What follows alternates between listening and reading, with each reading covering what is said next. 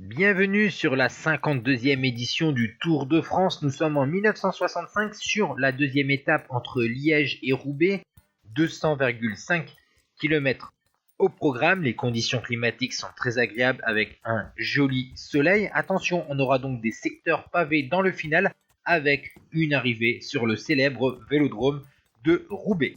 Pour l'instant, sur ce Tour de France, c'est Rick Van Looy qui a le pouvoir, puisqu'il s'est d'abord imposé sur la première étape à Liège, en s'imposant devant Georges Vandenberg. Ensuite, Van Looy l'après-midi, lors de cette première étape, il y avait une étape en ligne le matin et l'après-midi un contre-la-montre par équipe. Eh bien, l'équipe de Van Looy, la Solo Superia, a pris la troisième place de ce chrono et donc Rick Van Looy, favori de cette étape vers Roubaix, puisqu'il adore les pavés, et donc avec le maillot jaune au départ de Liège.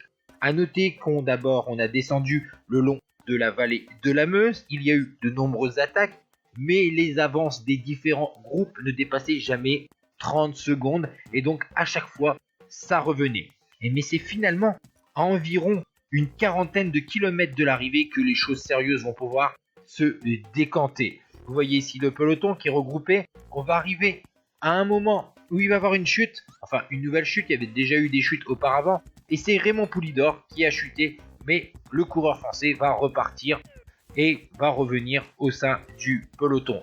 Vous allez avoir maintenant une offensive avec 4 coureurs, tandis que derrière, on essaye de s'organiser, et c'est surtout 4 coureurs donc, qui sont sortis à 40 km de l'arrivée. Groussard de la formation Pelfort, De Smet de l'équipe Wils Groene, Van Schill de la formation Mercier et Van de Kerkhoff, un équipier de Van Looy. Derrière, Felice Gimondi, le jeune italien de la Salvarini, et Fouché de la Pelfort vont organiser un duo en poursuite, tandis que vous voyez qu'au sein du peloton, Jan Jensen a été victime d'une crevaison, soutenu par son équipier Leclerc qui va lui donner une roue et qui va l'aider à le relancer, va permettre au champion du monde de revenir au sein du peloton, un peloton où Rick Van Looy va directement remonter et se positionner dans les premières positions donc pour organiser une poursuite. Devant, les 4 hommes de tête ont été rejoints par Gimondi et Fouché. On a donc 2 Pelfort et donc les 2 coureurs français et l'italien sont les 2 gros animateurs, enfin les 3 gros animateurs de ce groupe de tête. Mais peu après, on va voir au moment du passage à tourner que Felice Gimondi va accélérer. Il va être accompagné de 2 Belges, Van de Kerkhoff et Van Schill.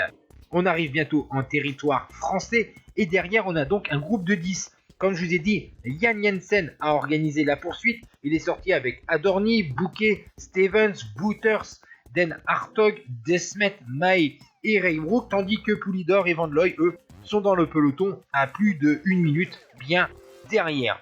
Devant, on s'entend, on essaye de résister. L'écart s'amenuise alors qu'on s'approche de Roubaix entre le trio de tête. Van de Kerkhoff, vainqueur de la 3e étape du Tour de France 64, 2e de Gand-Wevelgem, 3e de Kuurne-Bruxelles-Kuurne, donc c'est un spécialiste des classiques flandriennes et donc les pavés ça ne le dérange pas. Felice Gimondi, grand espoir du cyclisme italien, 23 ans, vainqueur du Tour de l'Avenir 64, 2e de la Flèche Wallonne, 3e du Giro, 4e du Tour de Romandie.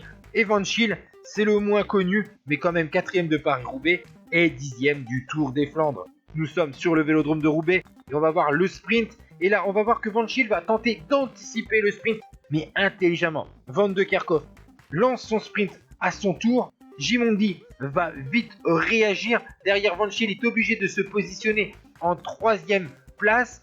Gimondi prend le devant sur la dernière ligne droite, mais Van de Kerkhoff est le plus rapide au sprint et s'impose donc à Roubaix devant Felice Gimondi. Van Schill finit 3e et derrière à 14 secondes.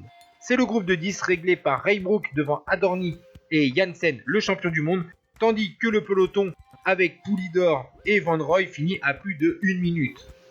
Le classement de cette étape vers Roubaix, Van de Kerkhoff, Gimondi, Van Schill, Raybrook, Adorni, et le classement général avec les bonifications de la victoire et l'écart à la ligne d'arrivée. Van de Kerkhoff prend le maillot jaune devant Gimondi à 53 secondes et Den Hartog à 1,08.